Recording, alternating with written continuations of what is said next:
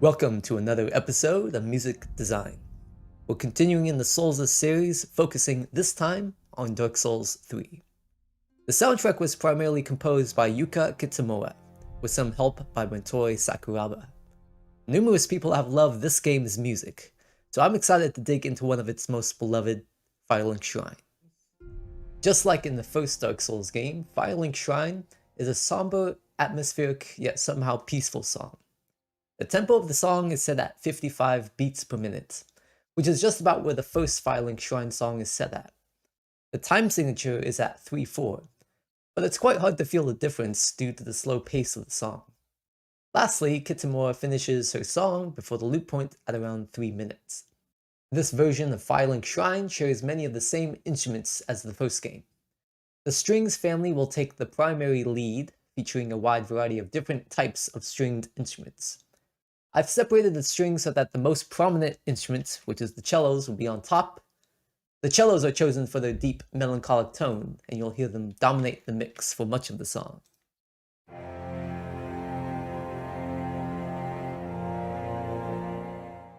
Next, the solo violin will oftentimes act as the counter melody to the cello, and also provide a more intimate tone.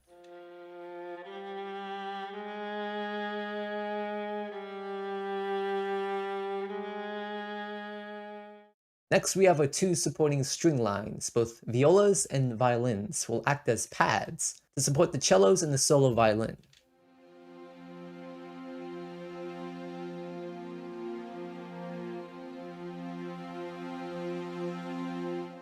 The harp will strike occasional notes in the key of F minor.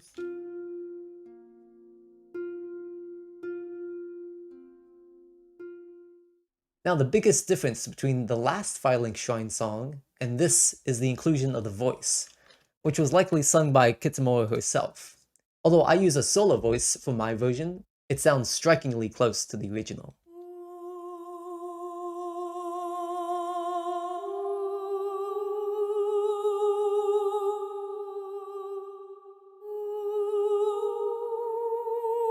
And then finally, the deep hits will round out the low end, and then play some powerful deep rumbles throughout the song.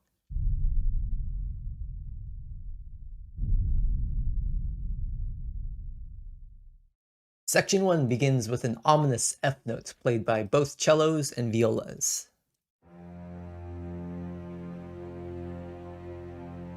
Now, why would the composer start the song in this way? Because we always must analyze why a composer makes certain decisions to craft a song. I feel that Kitamura wanted to set an ambience first, with a small arrangement before heightening the emotions of the song. Great composers like Kitamura know how to display the power of quieter sections, as well as the epic sections. While there's seemingly not much going on in this section, the composer utilizes powerful deep hits to invoke large-scale ominous dread, almost like a distant battle being engaged. Also, notice the wave-like pattern of the strings. As I opened up these automations for the volume, you can clearly see that they fade in to each note and fade out over time.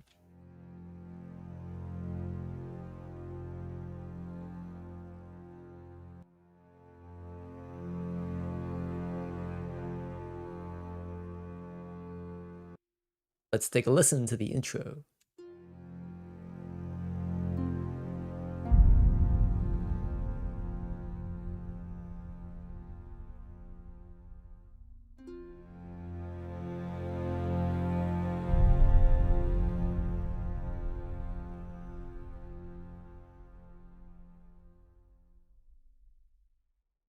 Section 1 suddenly increases the intensity. Let's listen to the cellos isolated.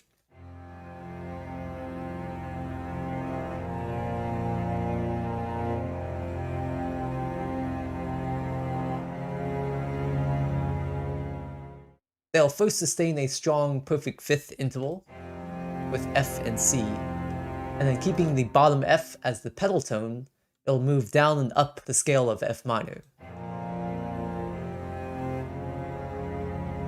Now notice the automation work done here. While crafting the automation takes time, certainly, the result sounds much more realistic. Listen to the cellos with and without the volume automation.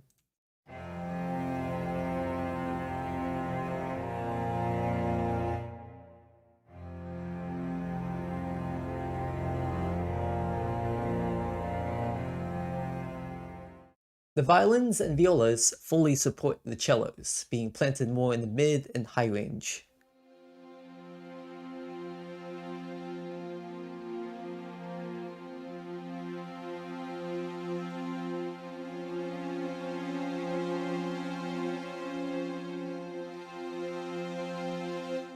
Now, I'll be honest in saying that most of the string work in the song is not actually in the original song. The original had fully recorded strings and cellos that sound very impactful, whereas the virtual instruments I used need extra support to sound as impressive. For example, take a listen to a few measures after in the violas and violins.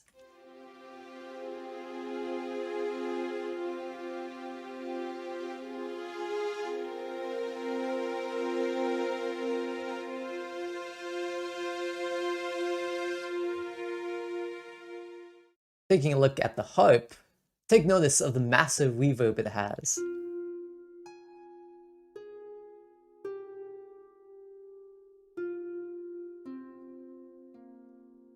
The reason this is because harps by themselves don't have a huge sound. So in songs like these, where they're emphasized more, they need a lot more reverb to stand out amongst the other instruments. It also makes them sound more dreamier. Lastly, we have the female voice, which comes from Omnisphere.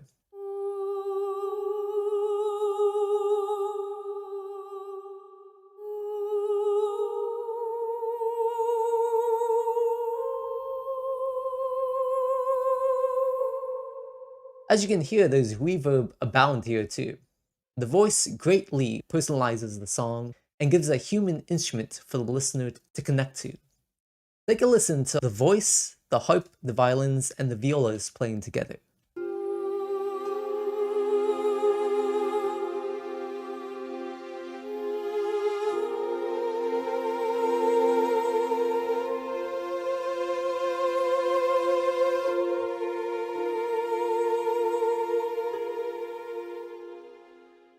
Take a listen to section 1 all together.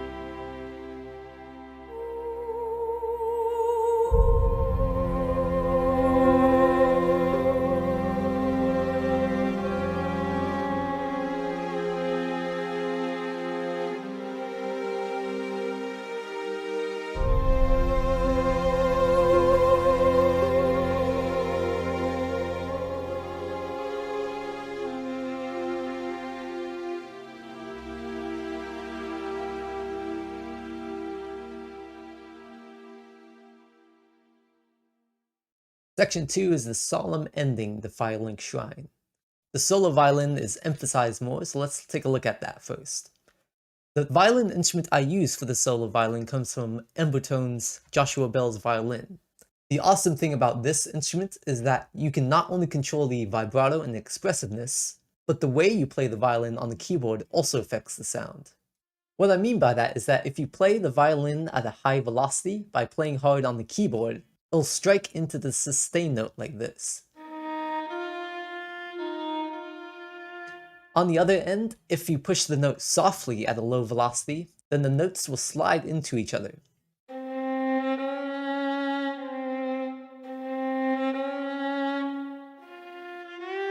So notice down here the velocity is at 0, which will enable the sliding function. This is often what I do in this section. As you can see, there's at least 3 notes that will slide into each other. The first half of this section is made up of only 2 functions. The solo violin, violas, violins, and the female voice will play the melody together, and then the cellos will go up and down the C and D flat notes. As we move into the second half of section 3, the solo violin will harmonize together as a 3rd interval, before sliding up to a 4th interval. There's also a great low boom right at that transition here.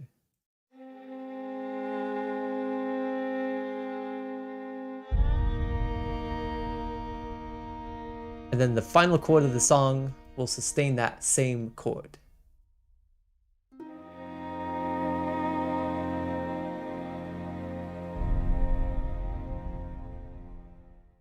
Enjoy section 3 in full.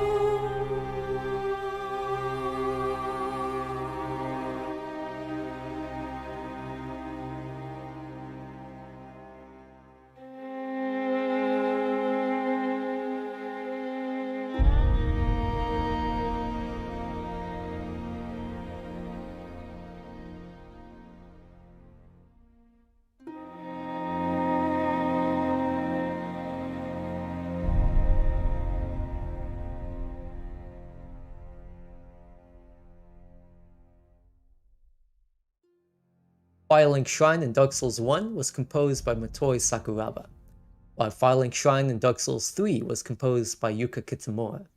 While 2 distinct songs with 2 different composers, these 2 versions of Firelink Shrine share many similarities, and it is clear that Kitamura learned much from Sakuraba in how to achieve the Dark Souls sound and atmosphere. I want to thank all the Patreons who have supported me in our mission to uncover the secrets behind the greatest video game songs of all time. The people who have donated include Kevin Huin, Sam Hanley, Manish Corona, Dennis Mowers, Justin Chin, and Alan Brown. Thank you so much for watching, and I'll see you all in the next episode of Music Design.